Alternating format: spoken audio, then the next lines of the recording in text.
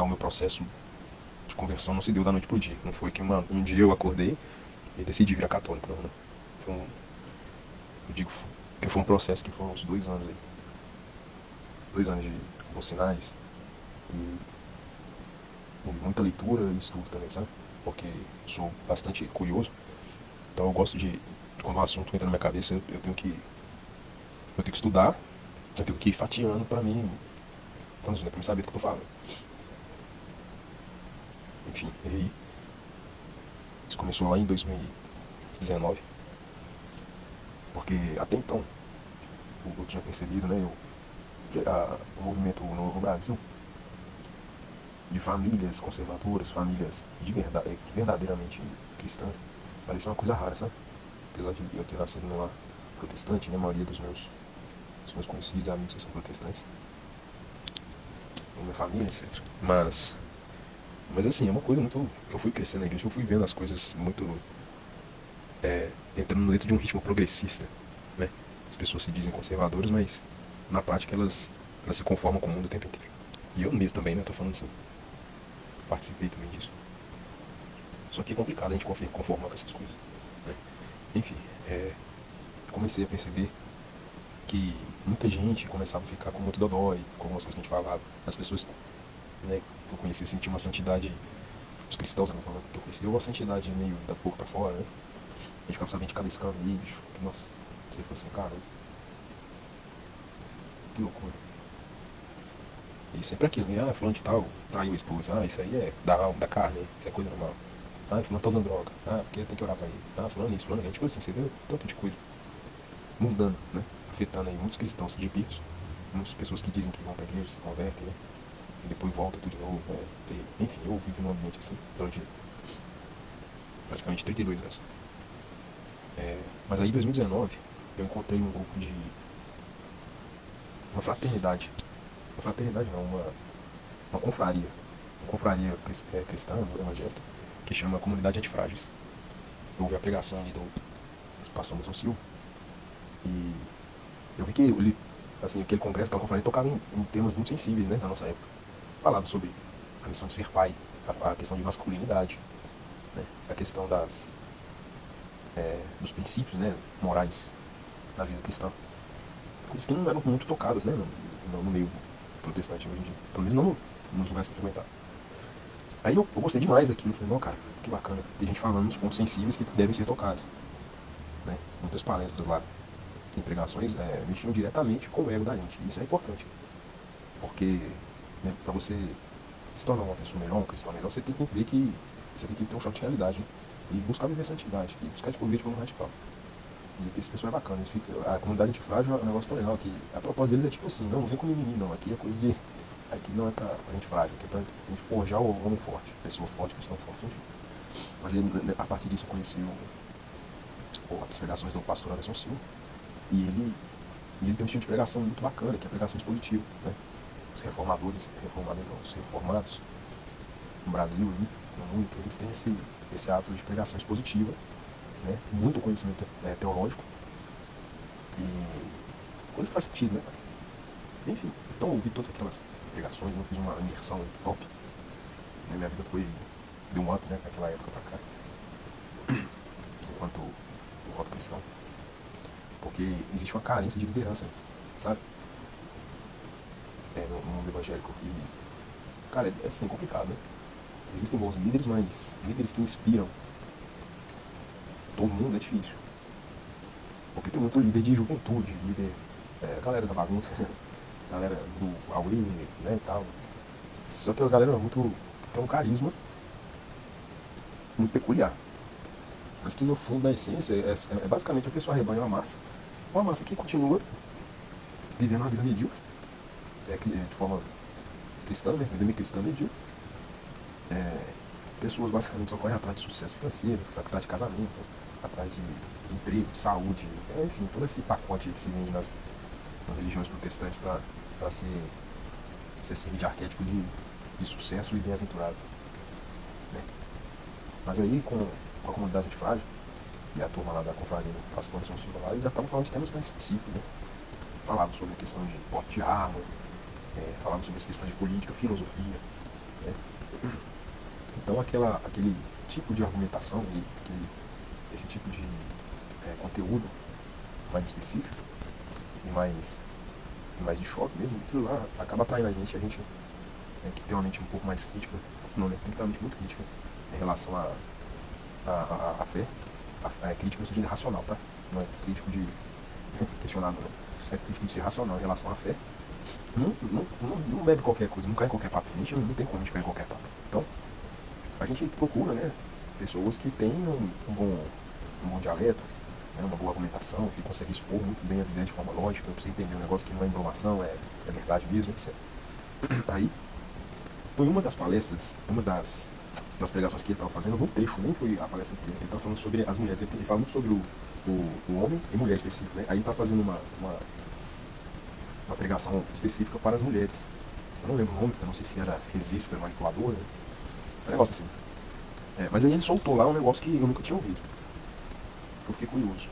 Antes disso, a gente, quanto cristão, a gente tem a catequese, o ensino, né, desde criança, né, como está escrito na palavra de Deus, lá nas cartas paulinas, não me lembro onde agora, mas fala que o primeiro homem, Adão, desobedeceu a Deus. Adão desobedeceu a Deus e a terra foi amaldiçoada por causa de Adão. Então Jesus Cristo vindo, ele é o segundo Adão. E em Jesus Cristo, todas as coisas foram feitas novas de novo. Ele fez novas todas as coisas em Jesus. Aí a gente tem aquela ideia que Jesus é a redenção de Adão. Agora, você já ouviu falar sobre a redenção de Eva? Porque na Sagrada Escritura fala que Jesus é o segundo Adão. E que é a redenção de Adão, do homem. Homem mesmo, do gênero masculino. E a redenção de Eva?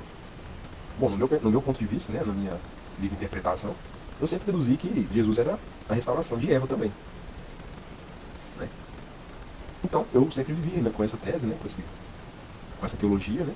Então, e eu sempre comecei a perceber que o ser humano se divide em dois tipos.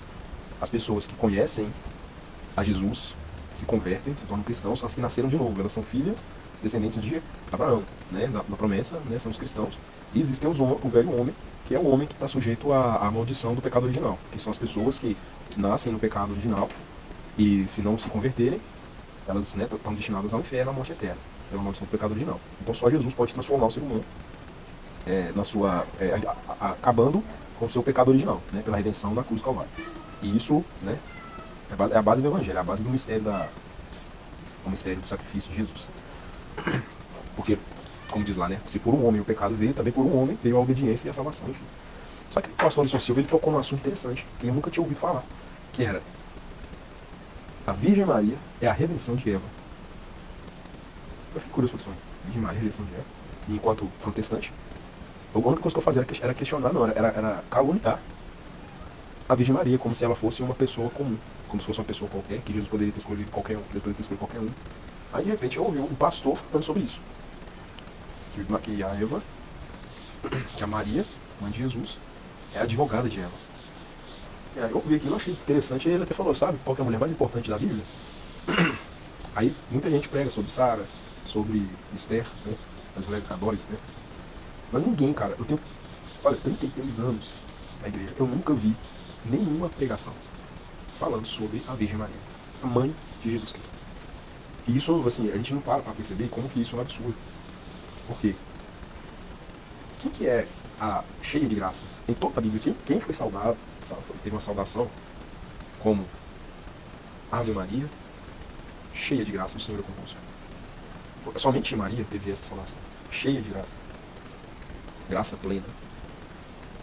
E tem um versículo tão pequeno, né? A parte parece que é tão pequena assim. E a gente lá falando de Esther, falando de Sara, falando de Ruth, falando de Débora, e todas essas heroínas, né? E ninguém falava de Maria na igreja protestante. E eu comecei a colocar isso na cabeça, caramba, por que você verdade, por que você ensina as virtudes da mãe de Jesus, né? Aí eu fui pesquisando sobre isso e tal. Porque Maria, advogada de Eva, comecei pesquisando por lá. Aí eu vi umas pregações lá, falando o que significa isso, né? Que a Eva é o arquétipo da queda feminina, né? Porque a comparação foi mais ou menos assim: um anjo seduziu uma virgem, enganou uma virgem, né? Melhor, que é Eva, e ela caiu e desobedeceu a Deus. Essa é Eva. Lá na frente, também um anjo persuadiu ou conversou, dialogou com outra virgem, que desta vez obedeceu. Ou seja, o que Eva fez, trazendo a maldição, né, do pecado original, Maria fez um antagônico a isso. Maria, a mãe de Jesus, a Nossa Senhora, ela disse sim e obedeceu ao Senhor. Então, através do ventre dela, é que nasceu a nossa redenção. Se por Eva veio o fruto do pecado, em Maria nasceu o fruto da vida eterna, o fruto da salvação. Entendeu? Enfim, aí eu aceitei isso, falei, não, que bacana, né? Enfim, mas né, era protestante ainda, mas eu falei, não, que interessante. Aí eu fui pesquisar sobre Mariologia. Falei assim, né, antes de eu ficar porando Maria e tal.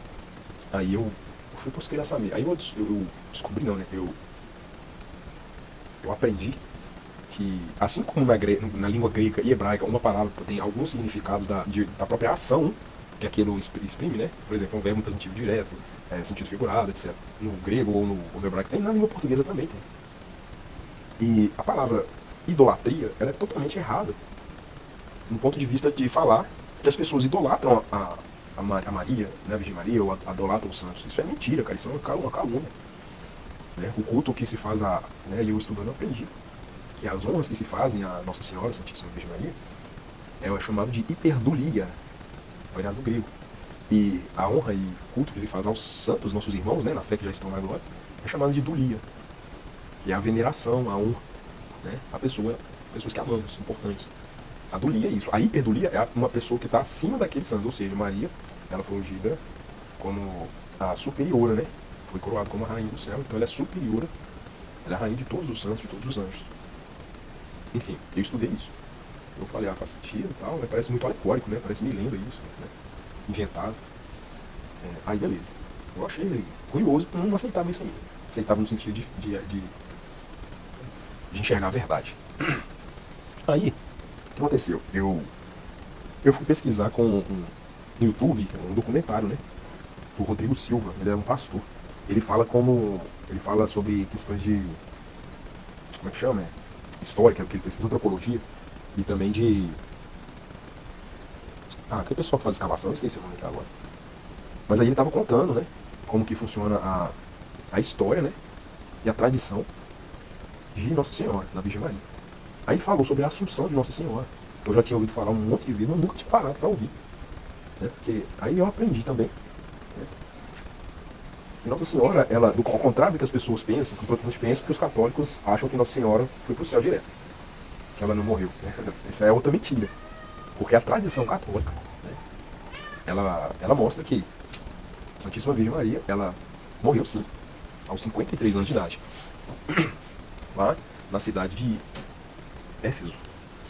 Ela morava na casa do apóstolo João. Né?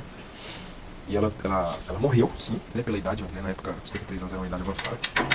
E eles sepultaram ela, né, os 12 apóstolos fizeram o seu velório, sepultaram ela, fizeram as honras, né? Enfim. E quando colocaram ela no esquife, né, no seu caixão, eles saíram, ficaram lá de fora e tal. Quando voltaram lá, para mostrar um discípulo que não estava presente, adivinha quem não estava presente? Tomé. O único que não estava presente lá no velório de Nossa Senhora foi Tomé. Vamos lá. Aí eles voltaram e abriram, né, de novo a cova, né, ali em Éfeso. E o corpo dela já não estava lá. E foi revelado para aqueles apóstolos ali que Nossa Senhora tinha sido assunta aos céus. O que é isso? Jesus ele teve a ascensão. Ele ressuscitou pelo próprio poder, que ele é Deus, e ele subiu aos céus pelo próprio poder divino. Isso é ascensão. Quando você tem uma ascensão na carreira, você não faz um esforço, você estuda, você é um melhor profissional, então você vai ascender na carreira no seu esforço. Agora, quando você é promovido pelo favor de alguém, você está sendo assunto. Né? Então, ascensão é uma coisa, assunção é outra. Dentro dessa ideia, os apóstolos, né, isso está relatado nos evangelhos de Tomé, no evangelho de Maria, na tradição católica, que Nossa Senhora ela foi assunta aos céus, que o próprio Cristo mandou o anjo Gabriel descer também e levar ela. Depois que ela morreu. Ela morreu. Só que ela foi assunta aos céus. Ela já foi. O que nós esperamos? Enquanto cristãos, eu creio na ressurreição da carne. Nós cristãos proclamamos Eu creio na ressurreição da carne e na vida eterna. E então, ali os apóstolos foram testemunhas da primeira cristã que foi ressurreta por Cristo e está plenamente no céu, com vida eterna, em corpo e alma. Isso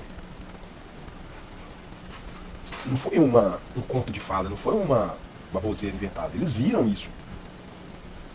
Sabe? Só que, tipo assim, eles não adoravam Maria por causa disso. Até porque eles sabiam que o que aconteceu com ela iria acontecer com eles. Entendeu? Porque esse é o destino dos crentes. Dos crentes que eu falo, dos cristãos, né? Daqueles que servem a Cristo. Né? A minha matéria vai passar, minha carne vai morrer. Minha alma vai para o céu. Né? Ou purgatório. E quando a trombeta soar, como diz lá no livro de Tessalonicenses, nem todos morreremos, mas muitos seremos transformados. Mas quem tiver morto vai ressuscitar, num corpo glorificado. E todo mundo vai ressuscitar, tá? Mesmo as pessoas que morreram em pecado, pessoas que oderam Deus. A diferença é que aquele que morreu na amizade com Deus, ele ressuscitará num corpo glorificado, né, para a eternidade. E aquele que morreu na inimizade com Deus, na condenação, no pecado, essa pessoa vai ressuscitar também, mas ela vai ressuscitar no corpo de outro. Ou seja, o estado de alma dela que vai encarnar no corpo dela. O estado amaldiçoado vai ser o corpo maldito de um.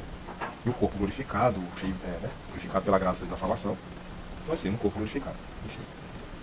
Aí, quando eu estudei essas coisas, eu fiquei assim, caramba, como que eu nunca tinha ouvido falar disso? Né? A gente tinha ouvido falar sobre essas coisas, Assunção, Imaculada Conceição. Só a gente via falar dessas coisas assim, mas a gente já tinha um cabresto, né? Que já colocava a ideia de que aquilo ali era heresia, era alguma coisa totalmente... não está na Bíblia, né? Então não está na Bíblia, então não aconteceu, né? Olha que ignorância, olha que absurdo. Se você estudar história, não precisa ser história eclesiástica, mas se você estudar história do Brasil, por exemplo, você vai ver que tem uma versão contada pelos livros, por exemplo, licenciados pelo MEC. Mas existem outros livros que não são licenciados pelo MEC que contam história que é verdadeira também. Você está entendendo? Não precisa ter uma chancela. Para as coisas serem verdadeiras, você tem que fazer o quê? Você tem que analisar. E quando você tem uma hipótese, não adianta você começar a soltar a resposta. Aí eu acho isso, eu acho... Não, você não tem que conjecturar. Quando você tem uma hipótese de alguma coisa, você tem que submeter aquilo a um método científico de pesquisa para provar se aquilo ali é verdadeiro ou falso. Porque do contrário, você vai estar emitindo a sua própria opinião. Então, a sua opinião, tipo assim, você vai falar o que você acha mesmo. Mas a verdade não é isso. A verdade não é um sentimento. A verdade, ela é uma... Como eu vou falar? A verdade é simplesmente uma realidade absoluta. Né? Então, quando você investiga, submete sobre as ferramentas da filosofia, da pesquisa científica, a hipótese de algo, você vai encontrar a resposta daquilo. Né? Enfim, aí, sobre essa questão do que aconteceu, né, sobre a Assunção de Nossa Senhora, eu fiquei assim, ó, que bacana, né? Foi no mínimo curioso pra mim. Eu falei, nossa, eu não sabia disso. Aí, eu adquiri mais cultura agora. Porque eu aprendi uma história que eu não sabia, né? E eu achava que era uma fábula. Mas quando a gente vai pesquisar e conferir, você vê que não, cara, você tem relatos disso. Dos primeiros cristãos, dos cristãos da antiguidade, do primeiro século ali, ó. Tem registro histórico disso. De pessoas que foram testemunha ocular disso. E isso eu falei assim, cara, como assim, não sabe? Como que eles não ensinam isso pra gente? Você pega os livros da coleção patrística, ali, História Eclesiástica, né, escrito por Eusébio de Cesareia, os padres apostólicos, né, do primeiro século, que foram sucessores dos apóstolos, você vê o relato deles, cara, você fala assim, caramba, a igreja é a mesma, desde quando Jesus fundou. As tradições, os ritos, tudo, é claro que a igreja ela é viva, né, e de acordo com a sua época, ela vai se contextualizando. Ela se contextualiza de acordo com a época. Né? E aí, assim, você vai ver, aí você pesquisa lá sobre os cristãos do primeiro século, por exemplo, eram perseguidos pelos romanos, tal, porque eram martirizados, aí eles iam se reunir nas catacumbas. Né? Eu estou falando dos cristãos, nossos antepassados cristãos da nossa fé. Né? Pessoas que conviveram com os apóstolos, pessoas que foram ensinadas diretamente pelos apóstolos, que foram catequizados pelos apóstolos. Eles faziam o seu rito, né, de adoração a Jesus Cristo nas catacumbas de Roma. Né? Aí você entra na catacumba, na internet hoje é muito fácil a gente ter acesso a essas coisas. Aí você vê o que tinha na catacumba, uma coisa interessante. Tinha um monte de desenho nas paredes, algumas estátuas. Significa que eles tinham ícones. Os primeiros cristãos, eles não adoravam imagem. Os cristãos católicos de hoje não adoram imagem. Aquele que nós vemos nas paredes, né, nos templos, aquelas imagens, aquilo ali, gente, é uma coisa que é muito diferente de ser um ídolo. Aquilo é um ícone. E eu ia te falar que isso é uma coisa tão secundária, agora que eu tô frequentando, eu sou católico, né? Tô frequentando, não, eu sou católico agora, batizado, crismado, essa é a minha primeira comunhão, e toda a minha família, graças a Deus, a gente percebe que essa coisa das imagens, dos ícones na igreja é uma coisa muito secundária. Tá ali, é como se fosse um ornamento, sabe? Enfim. Aí, cara, na época lá, eu peguei e fiquei com esse K no cabeça. Falei, nossa, gente, Nossa Senhora. Eu só chamo ela de Nossa Senhora, porque Jesus tinha dado ela como mãe a João, né, lá na cruz. E João a acolheu como mãe. Ah, mas Nossa Senhora tinha outros filhos, né? Uma das provas que a Virgem Maria não tinha outros filhos é porque quando Jesus morreu, ela foi dada como mãe para João Batista, para João Evangelista. Posso falar assim, ela sendo judeus, né? Ela sendo uma mulher viúva. Qual que é o sentido dela ficar com um apóstolo de Jesus e não com os irmãos dele? Não faz sentido isso. Então a gente tem que analisar. Se Jesus teve outros irmãos, o pessoal fala, né, que Jesus teve um irmão chamado Judas e outro Tiago. Aí você vê lá que um Judas era filho de Cleófas e um Tiago era filho de Alfeu. Os outros filhos de Maria, mas é porque aquela Maria que está falando na escritura não é a mãe de Jesus. Enfim, mas eu não tinha virado católico ainda naquela época. Mas eu já estava com aquela coisa, sabe? Assim, eu ia no culto na igreja que eu frequentava, né? Nos últimos 3 anos como protestante, eu fiquei em uma igreja e outra. Entre 2 igrejas, né? Eu fui de uma denominação de viés metodista, de teologia metodista, e da igreja batista também. E é curioso quando a gente tem essas experiências de denominação, por quê? Porque você começa a ver que não existe, cara, na igreja protestante, unidade de liturgia de ensino, sabe? Uma prega um evangelho no dia, outra, aí tipo assim, vamos supor, a igreja batista fulana, ela tem várias comunidades, né? Nem dentro das próprias comunidades não se prega a mesma liturgia. Se o pastor decidir pregar uma coisa, ele vai pregar. Se o outro da mesma denominação, em outro bairro, vai pregar outra coisa, vai pregar. Porque assim, eu ia pregar isso, mas Deus falou para pregar. Parece que eles são top, né? Que eles têm assessoria direta com Deus.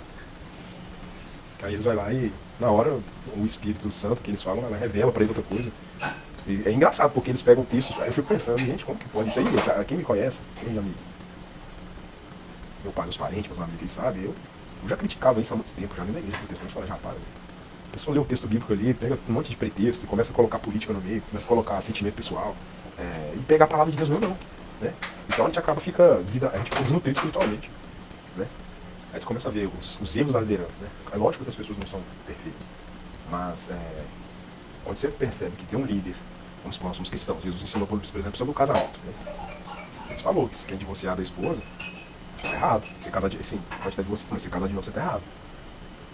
Aí você vai lá e conhece o líder da igreja, que já tem 4 esposas, já teve 4 esposas. O outro não deu certo, terminou e casou de novo. O outro tá pregando a igreja e traindo a esposa. Todo mundo tá sujeito a pecado, né? Só que isso ofusca e mancha tanto o princípio da santidade numa igreja que acaba se pensando que não é possível ser santo.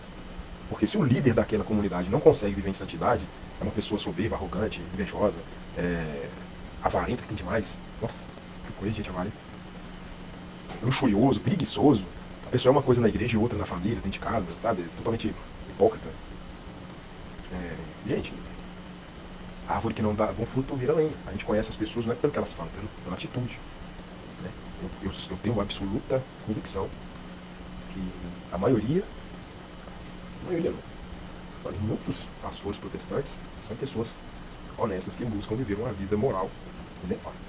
Né? Tem amigos que são pastores aí que eu sou testemunha, né, de que o cara é celibatário, né, porque a esposa deixou ele. Tem outros aí que não toleram desonestidade de nenhum, etc. Enfim. Mas isso aqui é maracujá, sabe? Tipo de maracujá. Mas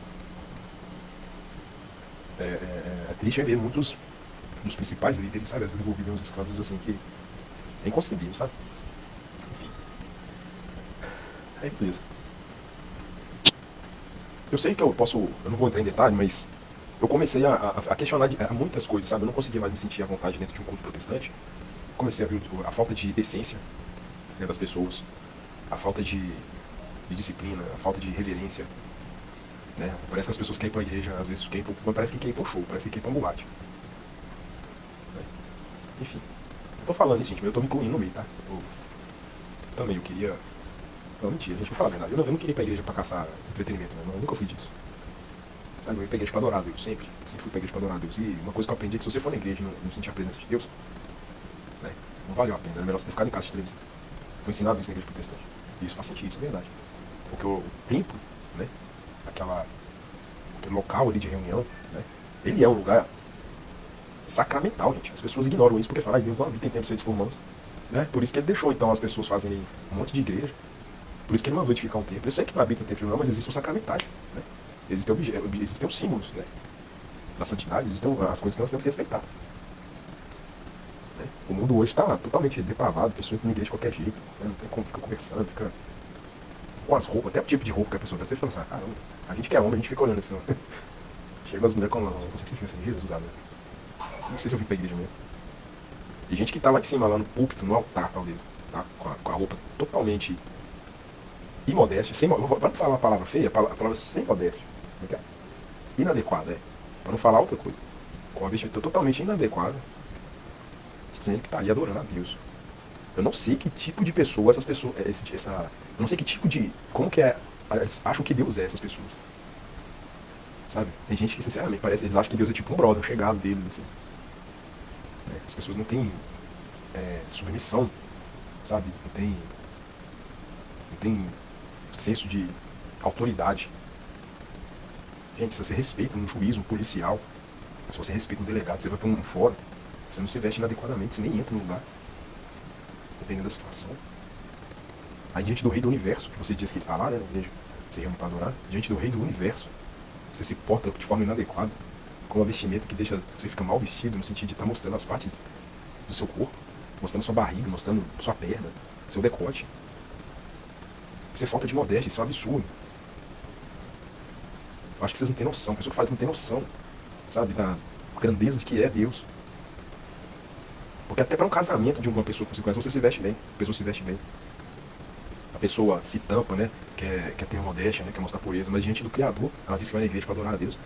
E eu não tô falando a pessoa ir com roupa bonita e nova, não, eu tô falando assim, a pessoa ir com roupas adequadas. Porque vai pra igreja parecendo que tá indo pra uma boate. Tá indo pra igreja parecendo que tá indo pra uma micareta. Não tem pudor nenhum, sabe? Não tem senso, né?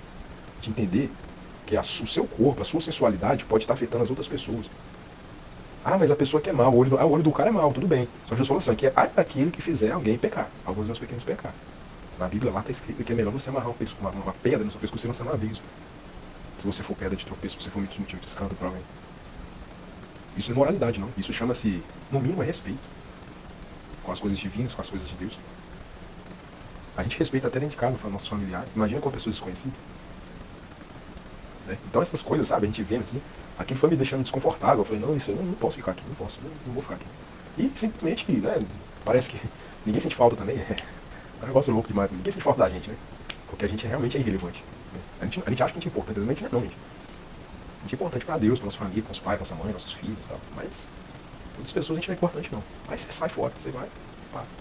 E nisso eu continuei, sabe, a buscar viver uma vida, né, de devoção ao Senhor e tal. E voltei a estudar. E, por um acaso, me deparei com um testemunho de um ex-pastor da Assembleia de Deus. O cara me deu uma catequese, o cara tá no YouTube depois, eu vou até colocar. O cara deu uma catequese, fatiando, e destruiu todos os argumentos falsos e caluniosos contra a Igreja Católica Apostólica Romana, dentro das Sagradas Escrituras. Eu fiquei abismado, falei, cara, não vou falar disso. Como assim? Ele explica lá o que é a comunhão dos santos, ele explica lá quem é a Virgem Maria, ele explica o que é o purgatório, e tudo tem na Bíblia. Sabe por que tem isso lá? É porque a Igreja Católica tem um negócio que chama unidade de fé. Eles têm um catecismo, que é o mesmo em qualquer lugar do planeta. Eles têm a base, né, da fé. Sagradas Escrituras, tradição, santa tradição e magistério.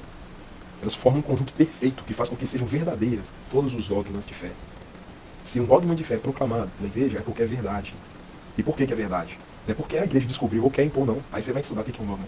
Você precisa escrever uma lei para falar que a água mata a sede? Aí, mas eu falo, não, hoje eu vou proclamar, a água mata a sede.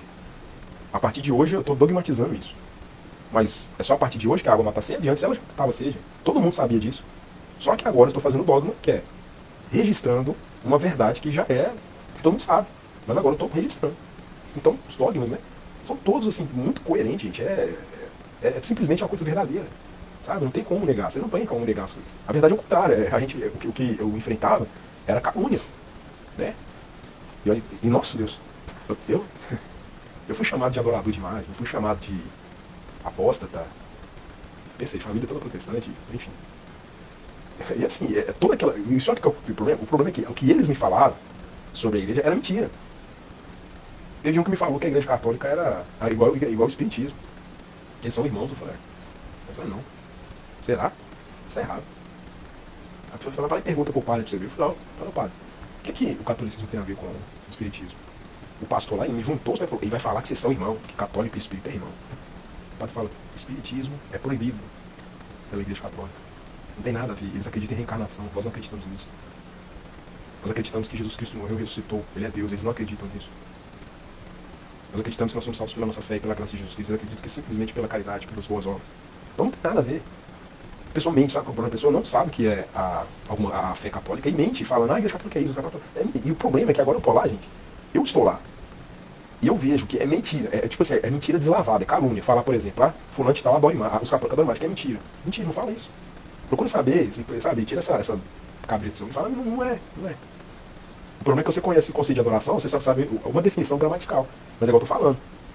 Veneração, ela tem um significado direto, do verbo transitivo direto, verbo transitivo indireto, tem um sentido figurado. É igual o grego. A gente não pega o grego e fala, não sei o que, vem da palavra grego que significa isso. A nossa língua portuguesa tem isso também.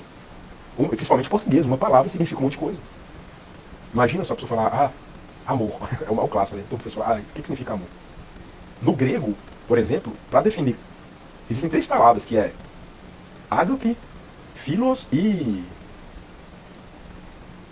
eros. Eram 3, tipo assim, um amor, ágape é o amor fraterno, o philos é o da amizade, né? Do gosto e tal, né? Daquela caridade, daquele carisma, né? E o eros é a questão mais do sexo, né? Da paixão e tal, entendeu? E no português também, então falar a gente não venera a imagem também, não tem veneração de imagem. A imagem era um ícone, é isso que a pessoa não consegue entender. Existe uma diferença entre ícone e ídolo. O ídolo, ele se encerra o seu significado na matéria, daquilo que está ali. O ídolo, ele não projeta uma imagem, o ícone, ele engendra uma imagem. Ele faz você ter referência daquilo que é divino. Tanto que se você olhar para um crucifixo, você não vai pensar em praia. Se você olha para um crucifixo com Jesus crucificado, você vai lembrar de quê? Você vai lembrar de Jesus que foi crucificado. Porque aquele ícone, a função dele é essa. Se você olha uma imagem de Nossa Senhora, você vai lembrar, essa aqui é Nossa Senhora, Virgem Maria, que deu a luz a Jesus. Né? Então, assim, entendendo? A gente é uma mentira. E igual eu falei, é uma coisa tão secundária, tipo assim, parece que ninguém tá nem aí pra isso na igreja católica. E os protestantes falando, não, tá errado, não sei o quê. Gente, fala a verdade desses negócios, o católico não tá nem aí pra vocês. Sério mesmo. Eu tô ficando, às vezes, colocando as coisas, porque como eu sou protestante, eu fico, sabe, sabe aquele fogo de primeiro amor, assim, de querer, gente, eu preciso mostrar isso às pessoas. Mas os católicos tá nem pra vocês, gente. Tá nem aí, nossa, pode falar o que vocês quiserem. O pessoal tá indo na missa, tá comungando, tá comendo Eucaristia, sabe, tá fazendo as suas novenas, tá fazendo como é que chama? Fazendo adoração ao Santíssimo, tá fazendo catequese, tá fazendo encontro com a juventude, tá fazendo tudo. Entendeu? E vem protestante querendo evangelizar católico, cara, me ajuda nisso. Então, aí, enfim, eu fico falando isso um pouco. Mas aí, o que aconteceu? A minha conversão, então, foi nessas etapas, né? Foi lá atrás, em 2019, que eu comecei a ver algumas coisas que, né, surgiram como novidade pra mim. E eu fui pesquisando, estudando. E um dia eu me deparei com outro testemunho de uma garota, que ela era da Igreja Batista. E ela estava falando sobre quando ela conheceu a patrística. Patrística é a coleção patrística. Um ex-protestante que teve acesso à coleção patrística. Eu comecei a me testemunhar e falei, a gente foi ensinado isso mesmo, que a Igreja Católica surgiu no século IV, que Constantino, né, que fundou a Igreja Católica. Só que aí você pega a coleção patrística, que é aqueles escritos lá dos primeiros séculos, você vê que antes da Igreja Católica ser agregada ao Império Romano, existiram 26 papas. Desde Pedro até o Constantino, 26. E isso é relatado pelos padres apostólicos, pelos pais apostólicos. Por Policarpo de Esmirna, por Irineu de Lyon, por Santo Inácio de Antioquia. E o Eusébio de Cesareia, que foi o historiador que, graças a ele, que saiu no ano 311, em uma expedição ali pelo Mediterrâneo, pela região de Jerusalém, pela região do Mar Morto ali, para fazer a compilação das cartas e dos evangelhos, porque não existia isso. O Eusébio de Cesareia foi sair uma expedição a serviço da Igreja Católica, e sequer ainda havia o Império Romano, a Igreja era agregada ao Império Romano, em 311. Aí você lê o relato da expedição dele, né? Aí ele conta, por exemplo, os detalhes lá de como morreu Pilatos, né? Que Pilatos se suicidou, quem não sabe. Ele ficou atormentado, né? o rei Herodes morreu todo podre, né? Se apodreceu mesmo de tão ruim que ele era. O povo judeu sofreu tanta perseguição depois, né, naqueles primeiros séculos, né? Foi feito um genocídio, né? O povo judeu ali, por parte do Herodes e dos romanos. Fala sobre João, na ilha de Éfeso, né? Na cidade de Éfeso, como que é. E então Eusébios saiu, mostrava, por exemplo, ele encontrou uma carta que Jesus escreveu. Olha só, isso não tem na Bíblia, mas é porque não tem na Bíblia, aí vocês não vão acreditar, né? Mas é documento histórico. Ele encontrou uma carta que Jesus escreveu de próprio punho para o rei de Éfeso, na época. O rei de Éfeso, ele tinha uma doença e ele ouviu falar lá do outro lado do Mar Vermelho que Jesus estava lá na Galileia fazendo milagres, curando as pessoas. Então ele creu nisso e mandou uma carta. Olha só, o rei de Éfeso, ali no ano 30 mais ou menos, mandou uma carta para Jesus.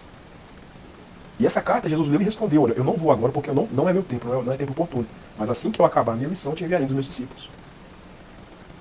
Eusébio de Cesareia vai a Éfeso, encontra essa carta. E estudando, falando assim: e aí, qual foi o desfecho? Jesus mandou Filipe, o apóstolo Filipe, ir a Éfeso. E lá em Éfeso, Filipe começou a fazer vários milagres, né, proclamou o evangelho, fundou uma igreja, várias comunidades. E o rei de Éfeso ouviu falar: então, esse deve ser o discípulo que Jesus falou. Falou: e aí, você é discípulo de Jesus, que sou eu. Ele foi lá e pôs as mãos ao rei de Éfeso e ele foi curado daquela doença. Assim como Jesus tinha prometido para ele achou essa carta. É isso aí, é a relicária da igreja. Né? Por exemplo, São Policarpo, né? Policarpo, dizem que foi um discípulo do apóstolo João, ou seja, ele foi um discípulo direto do apóstolo João, que ele vivia basicamente de fazer cópia das cartas do apóstolo Paulo e do evangelho de Lucas.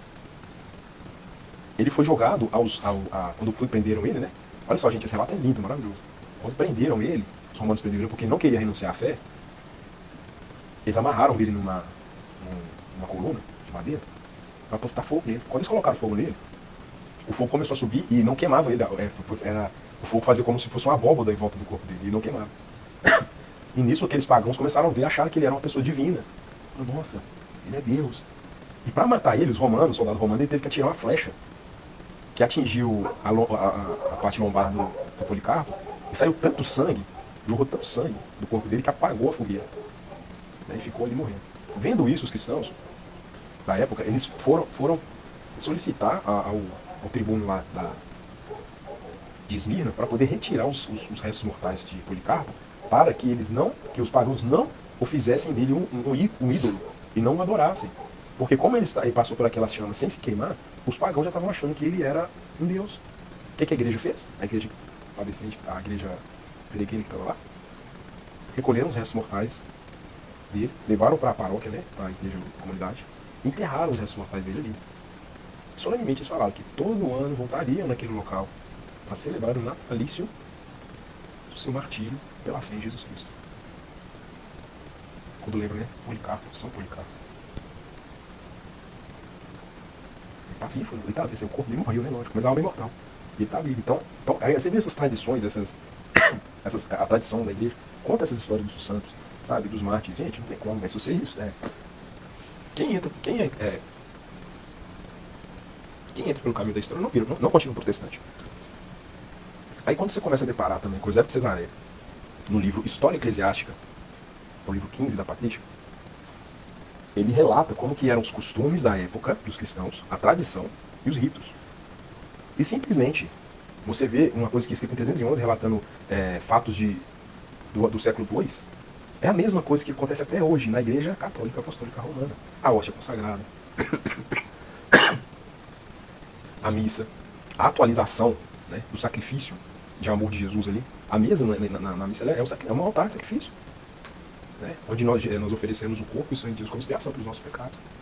Jesus morreu uma vez só, gente, lá na cruz do Calvário, para redimir e salvar, né, a humanidade inteira. E os seus apóstolos e os seus bispos, né, fazem isso em memória dele, como ele falou, fazer isso em memória de mim. Isso é meu corpo, isso é meu sangue, fazer isso em memória de mim. Eu não lembro de Jesus, do sacrifício dele só uma vez por mês, não. Eu lembro todo dia.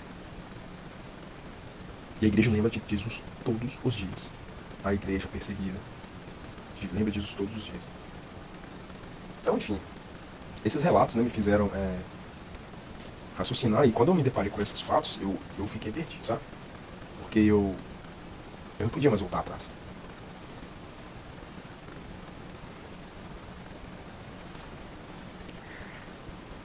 Eu encontrei. Eu encontrei a igreja de Jesus.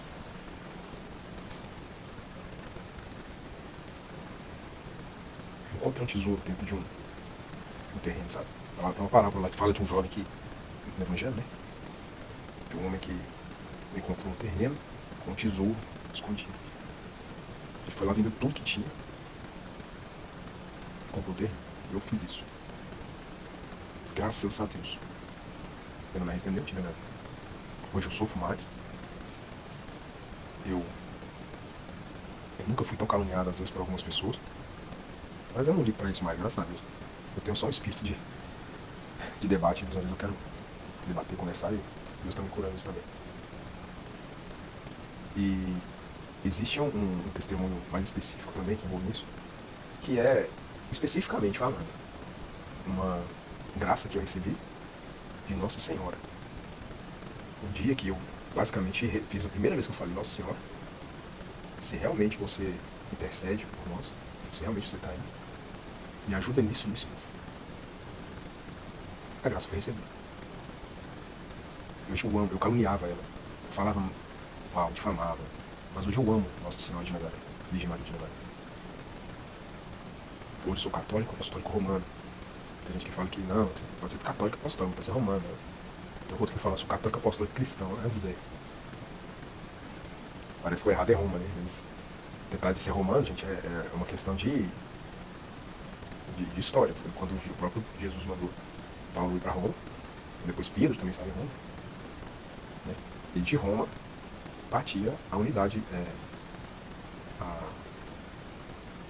em Roma, né? Ficava a sede da igreja universal, que é a igreja católica. A referência que todos tinham, né, era Roma, porque lá era a sede. Onde fica a sede? Então, que igreja é? O que é a igreja? A igreja é isso. Sério, onde fica? Fica em Roma.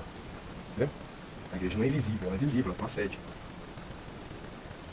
Fala romano por causa disso, né? Porque é paganizado pelos romanos, não tem nada disso, é outra heresia, é outra invenção aí dos protestantes para tentar difamar a Santa Igreja Católica.